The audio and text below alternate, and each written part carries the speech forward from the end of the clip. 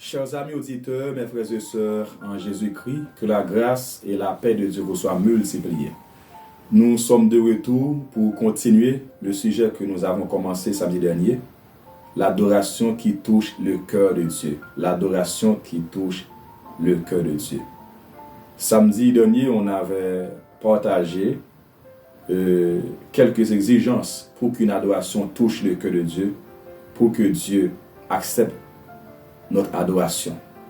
On avait dit que Dieu écoute nos voix.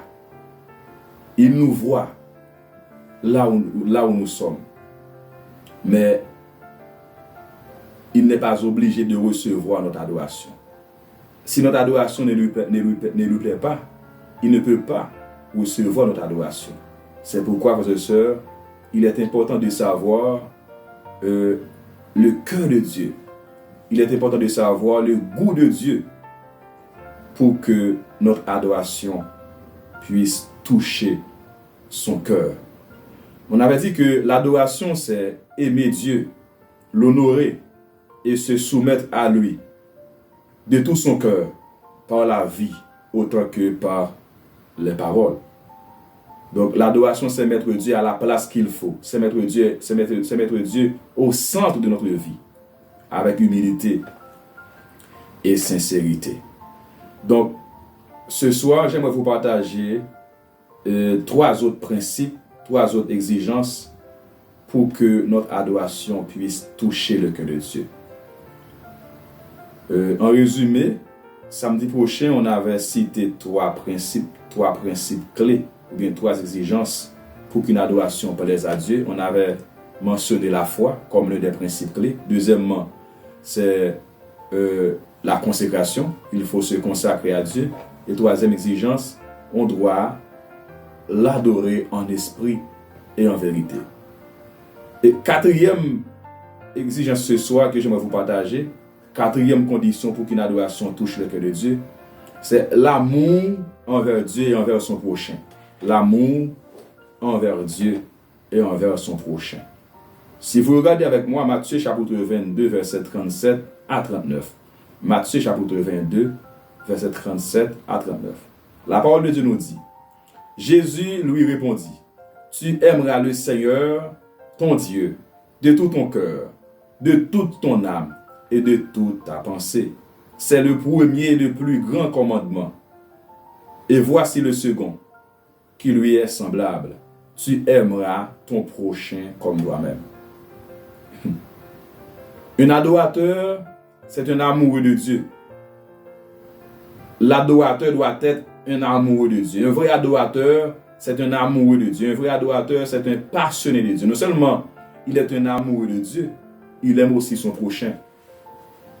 Souvent, nous prétendons que nous aimons Dieu, mais nous n'aimons pas nos prochains. Nous haïssons nos prochains. On ne peut pas aimer Dieu qu'on ne voit pas. Alors que nous n'aimons pas nos prochains frères et sœurs. Nous devons aimer nos prochains comme nous-mêmes. C'est ce que nous dit la parole de Dieu. Oui, on doit aimer Dieu. C'est le principe de base. C'est le principe fondamental. On doit aimer Dieu de tout son cœur, de toute son âme, de toute sa force. Mais on ne doit pas négliger son prochain. On ne doit pas haïr son prochain. On ne doit pas mépriser son prochain. On ne doit pas minimiser son prochain. Oui, frères et sœurs, un adorateur est celui qui aime Dieu de tout son cœur, de toute son âme, de toutes ses pensées, mais aussi il aime son prochain comme lui-même, comme sa propre vie. Ça, c'est un principe clé pour être un vrai adorateur, pour qu'une adoration touche le cœur de Dieu. Sans l'amour, frères et sœurs, sans l'amour envers Dieu et envers son prochain, l'adoration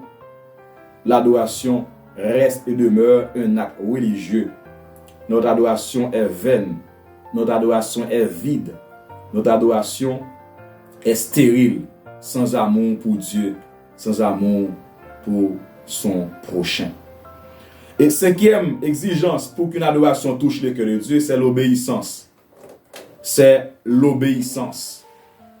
Lorsque nous lisons 1 Samuel 15, verset 22, 1 Samuel chapitre 15, le verset 22. La parole de Dieu nous dit, Samuel dit, le prophète Samuel, l'Éternel trouve-t-il du plaisir dans les holocaustes et les sacrifices, comme dans l'obéissance à la voix de l'Éternel? Voici, l'obéissance vaut mieux que les sacrifices, et l'observation de sa parole vaut mieux que la graisse des béliers. L'obéissance vaut mieux que le sacrifice. Il n'y a pas de véritable adorateur sans l'obéissance. Est-ce que vous êtes un enfant obéissant? Vous prétendez que vous êtes un adorateur, mais est-ce que vous obéissez à la parole de Dieu? L'obéissance précède l'adoration. L'obéissance précède le sacrifice. D'ailleurs, la vraie adoration commence par l'obéissance. La vraie louange commence par l'obéissance. L'obéissance, on peut dire que c'est le point de départ de toute vraie adoration. L'obéissance est indispensable.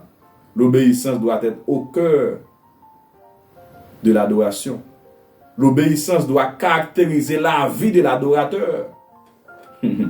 Si on n'est pas des enfants obéissants, frères et sœurs, notre adoration est vaine. Notre adoration est stérile. Notre adoration n'a aucune valeur aux yeux de Dieu. Pour que l'adoration touche le cœur de Dieu, pour que Dieu accepte notre adoration, il faut que l'adorateur soit un enfant obéissant. Il faut que l'adorateur puisse marcher dans l'obéissance. Il faut que l'adorateur vive dans l'obéissance. Vous devez marcher selon la volonté de Dieu. Vous devez vivre pour la gloire de Dieu. La parole de Dieu nous dit que Jésus nous dit que selon Jean 14, verset 15, si vous m'aimez, gardez mes commandements. Si vous voulez m'adorer, gardez mes commandements. Si vous voulez m'adorer, obéissez à mes commandements, obéissez à mes paroles. C'est ça l'adoration. C'est ça, frères et sœurs, la vraie adoration. Et dernier principe, ou bien dernière exigence pour terminer, pour qu'une adoration touche le cœur de Dieu, on doit adorer Dieu dans un cœur sincère et pur. Il faut adorer Dieu dans un cœur sincère et pur. Regardez avec moi le psaume 24, verset 3 à 5. Le texte que tout le monde connaît. Le psaume 24, verset 3 à 5. Qui pourra monter à la montagne de l'Éternel? Qui s'élèvera jusqu'à son lieu saint? Celui qui a les mains innocentes et le cœur pur. Celui qui ne livre pas son âme au mensonge et qui ne jure pas pour vous tromper. Il obtiendra la bénédiction de l'Éternel, la miséricorde du Dieu de son salut. Si on veut paraphraser ce texte, on peut dire que qui pourra adorer l'Éternel? Qui pourra glorifier l'Éternel? Qui pourra danser devant l'Éternel? Qui pourra louer l'Éternel? Celui qui a les mains innocentes et le cœur pur. Celui qui marche dans la sainteté. Celui qui a des lèvres pures. Celui qui a le cœur sans rancune, sans amertume, sans mensonge. Celui qui vit dans la vérité. Celui qui marche dans l'amour, dans la sainteté. Celui qui vit dans la foi. C'est celui-là qui est digne d'adorer Dieu. C'est celui-là qui est qualifié pour adorer le Seigneur. Est-ce que notre cœur est pur? Est-ce que nous sommes sincères, frères et sœurs? Quel est l'état de notre vie? Vous qui m'écoutez ce soir, vous qui êtes adorateur, vous qui êtes dirigeant de culte, vous qui êtes responsable du groupe de louanges, du groupe d'adoration, quel est l'état de votre vie? Quelle est la condition de votre vie? Qui es-tu dans le champ de Dieu? Qui es-tu dans la maison de Dieu? Qui es-tu dans la présence de Dieu? Peut-être aux yeux de tout le monde, On est des vrais chrétiens, on est des vrais adorateurs. Mais qui es-tu dans le secret? Dans la vraie vie, qui es-tu? Qui es-tu? Et Dieu, frères et sœurs, il sait qui sont vrais et il sait aussi qui sont faux. Si vous êtes un vrai adorateur, Dieu le sait. Si vous êtes un faux adorateur aussi, Dieu le sait. On ne peut pas se tromper. On ne peut pas se moquer de Dieu. On ne peut pas se moquer de Dieu. Il nous connaît, frères et sœurs. Il nous connaît mieux que nous-mêmes. Il nous connaît nos pensées. Il nous connaît notre vie. La vie secrète, notre vie cachée, notre vie privée. Pour Dieu, il n'y a pas de vie privée. Il nous connaît. Il nous connaît, frères et sœurs, tel que nous sommes. Tel que nous sommes, Dieu nous connaît. C'est pourquoi on doit s'arranger avant de nous approcher de Dieu. On doit s'arranger avant d'adorer Dieu, avant de se présenter devant le Seigneur. On doit s'arranger, on doit mettre sa vie en ordre. On doit mettre sa vie en ordre, frères et sœurs. On doit mettre sa vie en ordre avant de s'approcher de Dieu, avant de glorifier Dieu. Donc l'adoration qui plaît à Dieu est celle qui vient d'un cœur pur et sincère, est celle qui vient d'un cœur repentant, d'un cœur humble, est celle qui vient d'un cœur honnête. Dieu ne veut pas une adoration apparente. Dieu ne veut pas une adoration superficielle. Dieu ne veut pas une fausse adoration. Mais il cherche une adoration qui vient du plus profond de notre être. Il cherche une adoration qui vient de notre vie intérieure, de notre vie secrète. Êtes-vous des vrais adorateurs? Suis-je un vrai adorateur? Je prie que Dieu nous fasse grâce afin que nous soyons des vrais adorateurs. Pour terminer, parce que j'aimerais vous dire que l'adoration qui plaît à Dieu implique bien plus que des gestes extérieurs ou des paroles.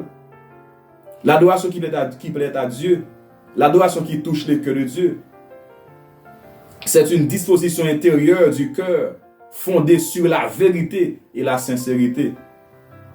Dieu cherche des vrais adorateurs, des adorateurs qui l'adorent en esprit et en vérité. Si nous voulons que Dieu accepte notre adoration, si nous voulons que notre adoration touche le cœur de Dieu, si nous voulons que notre adoration plaise à Dieu, si nous voulons que Dieu manifeste sa gloire, sa puissance, parmi nous, frères et sœurs, on doit se conformer à sa parole. On doit l'adorer comme il se doit. Je prie que Dieu fasse de nous des vrais adorateurs. Que Dieu nous accorde sa faveur. Que Dieu nous transforme. Que Dieu nous change. Que Dieu nous donne la foi. Que Dieu nous aide à marcher dans la consécration. Que Dieu nous aide à l'adorer en esprit et en vérité. Que Dieu nous donne la force de l'aimer et aimer aussi nos prochains. Que Dieu fasse de nous des enfants obéissants et qu'il nous aide et qu'il fasse de nous des adorateurs qui ont un cœur pur, qu'il fasse de nous des adorateurs sincères, des adorateurs honnêtes, des adorateurs sérieux. Que Dieu nous fasse grâce. Que Dieu nous fasse grâce. Que Dieu fasse l'Église grâce. Que Dieu fasse grâce à ses enfants, à ses servantes et ses serviteurs. Seigneur, nous te disons merci pour ta parole. C'est parce que tu nous aimes, cher Seigneur, que tu nous parles ainsi. Tu nous parles, cher Seigneur, pas pour nous blesser, pas pour nous rabaisser, mais tu veux nous corriger. Tu veux nous sanctifier par ta parole. Tu veux nous transformer. Tu veux faire de nous, cher Seigneur, des véritables adorateurs, Seigneur. Tu nous parles, Dieu d'amour, pas pour nous humilier, pas pour nous détruire, mais tu veux nous construire, tu veux nous bâtir, cher Seigneur, sur le solide fondement. Nous te disons merci pour ta parole. Merci, cher Seigneur Dieu, pour ta présence, pour ta grâce. Merci, Seigneur Dieu Tout-Puissant. Continue à nous parler. Continue, cher Seigneur Dieu, à nous enseigner. Continue, cher Seigneur Dieu, à nous aider, Père Céleste.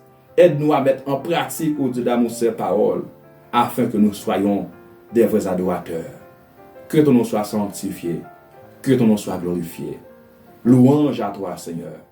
Gloire à toi, Jésus, qui était, qui est, qui revient, qui vit et qui règne au siècle des siècles. Amen. Je crois que vous avez été pleinement bénis pendant ce mois de février. Et je prie que le Seigneur nous donne la grâce, nous donne la provision, nous donne l'inspiration pour le mois prochain. Soyez bénis abondamment et n'hésitez pas à partager les vidéos. C'est très important. Partagez les vidéos. Partagez encore afin qu'un plus grand nombre soit touché par la puissance de la parole de Dieu. Soyez bénis. À samedi prochain si Dieu le veut.